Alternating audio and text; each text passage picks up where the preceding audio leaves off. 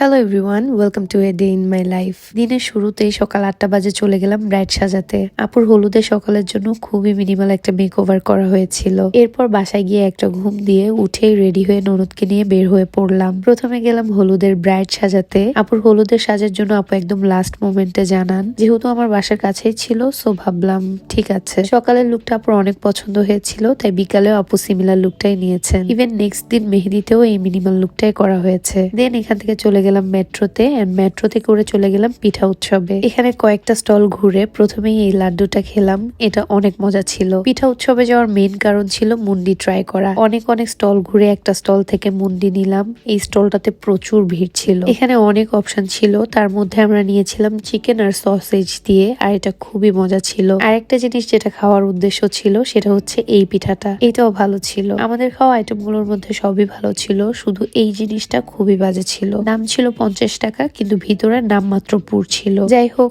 অনেকগুলো স্টল ঘুরে দেখার পর এই স্টলটা থেকে হাঁসের মাংস আর রুটি খেলাম, এটাও অনেক মজা ছিল। ডিম চিতই পিঠা এর আগে অনেকবার দেখেছি, কিন্তু কখনো খাওয়া হয়নি, এটাও অনেক মজা ছিল। এই ভাপা পিঠাগুলো দেখে খেতে মন চাচ্ছিল, কিন্তু পেটে আর একদমই জায়গা ছিল না। তো সেদিনের মতো খাওয়া দাওয়া এখানেই সমাপ্ত করি। যে পিঠাগুলো ভালো লেগেছিল সেগুলোর মধ্যে কয়েকটা পিঠা আর লাড্ডু পার্সেল নিয়ে বাসায় চলে আসলাম। সাথে ভিডিওটাও এখানেই শেষ হচ্ছে। Thanks for watching.